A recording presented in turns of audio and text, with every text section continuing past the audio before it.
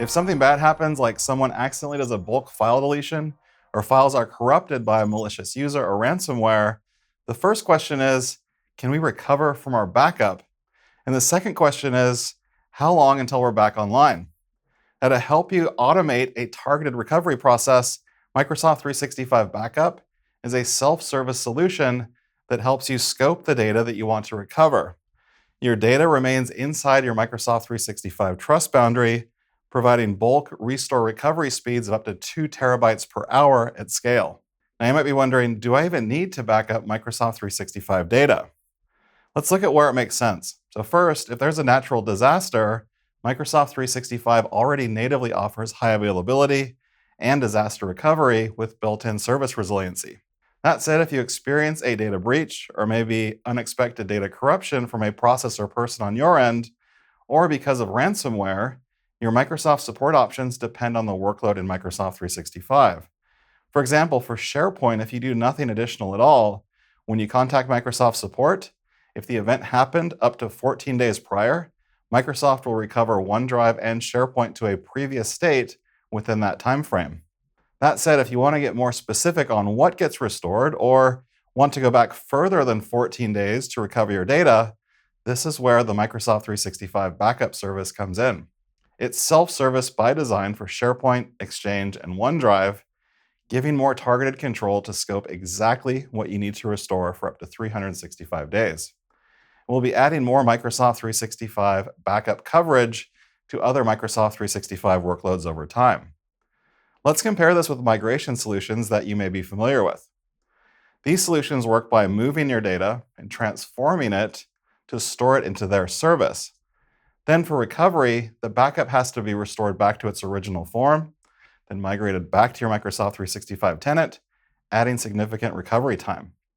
Instead, Microsoft 365 Backup takes incremental snapshots of your data. The data stays in your Microsoft 365 service boundary in its native encrypted form, so when you need to recover your data, the recovery process is accelerated. Microsoft 365 Backup is a consumption-based service with billing based on the amount of data protected. Next, let's walk through the setup steps and controls to manage backups and restore them, starting with setting up a billing plan where in advance, you'll need to have an Azure subscription as well as a defined resource group. So from the Microsoft 365 Admin Center under Setup, you'll activate Pay-as-you-go services and select Get Started. Here, I'll choose my Azure subscription, then the resource group, and the region. Note that this region here is only used for billing. Your data will remain in the location that it's currently in.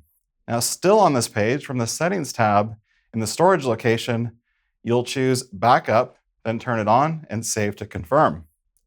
Now with the service running, the rest of the steps will be performed from the Microsoft 365 Backup page in the Admin Center. So here I can configure backup policies to initiate automated backup processes. I've navigated within Settings to Microsoft 365 Backup. From there, each workload, SharePoint, Exchange, and OneDrive, can have its own individual policies. So I'm going to walk through an Exchange policy for email backup, but all three follow similar steps.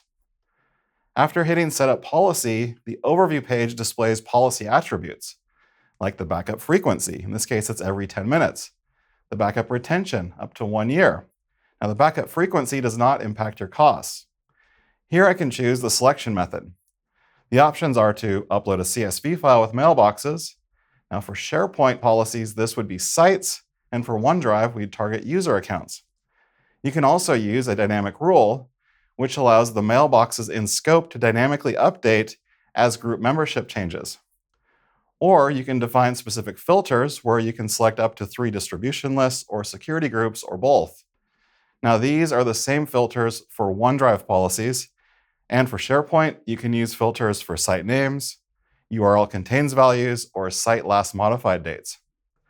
The final option is then to select mailboxes individually, where you can manually select the mailboxes that you want to back up. In my case, I'll choose the dynamic rule and use distribution lists, and I'll select Project Falcon and Northwind Traders. Now I just need to review, and from there I can create the policy. The policy will typically be active within an hour of creation, depending on the size of your group, and you can edit policy attributes at any time. So now with the policy created, let's move on to the process of viewing and managing backups. I'm back on the Microsoft 365 backup page, and now I have active policies set up for each workload. And as mentioned, I can make required edits and changes to these policies from here. For example, you can pause backups or add or remove sites from the SharePoint policy. So at this point, all of our services are running automated backups. Now let's assume that something happened to our Exchange mailboxes that were backed up and we want to recover from a restore point. Now to simulate that, I'm logged in as Adele. I'm deleting email from the last month, then even removing those from the deleted items folder. One thing to note is that a restore from Exchange will only impact items that were modified, hard deleted, or purged during the recovery window. So let's recover those deleted emails. So I can start that for Exchange by hitting Restore Mailboxes. Now for the Choose Selection Method option, there's an option to upload a CSV list of mailboxes or select them individually. I'll choose that one, and then I'll search for Adele, and there she is. Now I'll add her mailbox and hit Next. Then in Content Scope, I can select all emails, including notes, contacts, calendars, and tasks, or I can choose a specific time frame, as well as apply filters, as you can see here. I'm going to keep the default of all items. Then I can choose a time before the event happened to restore to. From there, I'll be presented with available restore points. Email restore points are created every 10 minutes from when the policy is active for up to 365 days. Now I'll choose this one for April 4th at 8:40 a.m. Then for the destination of restored items, I have two primary options. I can replace mailbox items with backups, where the current version of the items will be overwritten by the items recovered from the restore point, or I can create new mailbox items from backups within the user's mailbox, which will be named recovered items with the year, month, day, and time. I'll keep replace mailbox items. Note that only effective items, as mentioned, will be overwritten. Any items received after the restore point or unmodified items will not be reverted and will also not get copied over if you decide to create a new folder. Once I confirm and commit to the file restore, from there, I can track progress from the Restoration Tasks tab in the Microsoft 365 backup page and see how things are going. So I'm going to fast forward a little in time, and just to prove it, I'm back in Adele's mailbox, and you can see that all of the emails that I deleted before have returned. That's Exchange, and there are also a few differences when restoring from OneDrive and SharePoint worth pointing out. Now I'll start with SharePoint. Here I can upload a CSV file of site addresses or select them individually.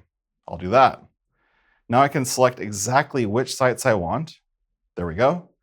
Then in Search for Backups, you'll see that things are a little different compared to Exchange. And again, I need to choose a date closest to the restore event, as well as a time of day. And for the previous 2 weeks, there are standard restore points captured every 10 minutes.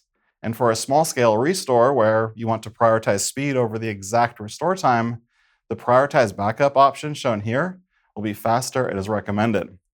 These faster restore points are taken roughly every 24 hours. One other thing to note here, if you're doing a bulk restore, for example, to thousands of sites, then the fast restore points are not relevant. If you want to restore beyond 2 weeks, because these are weekly snapshots, if I choose the most recent date where I know that my content is safe, the tool will automatically select the closest restore point captured prior to my selected time. And these weekly restore points are also fast restore points too. The other options are similar to what I showed in Exchange, where you can use in-place restore or also create new sites.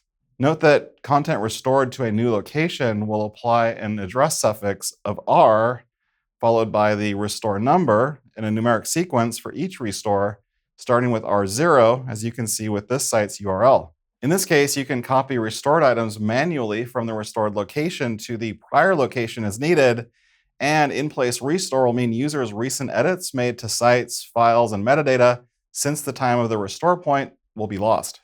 You can find additional backup and restore considerations at aka.ms/m365backupnotes. As you saw today, Microsoft 365 Backup doesn't just let you self-manage your backups, it helps you recover faster. To find out more, check out aka.ms/m365backup and keep watching Mechanics for the latest tech updates. Subscribe to our channel, and thanks for watching.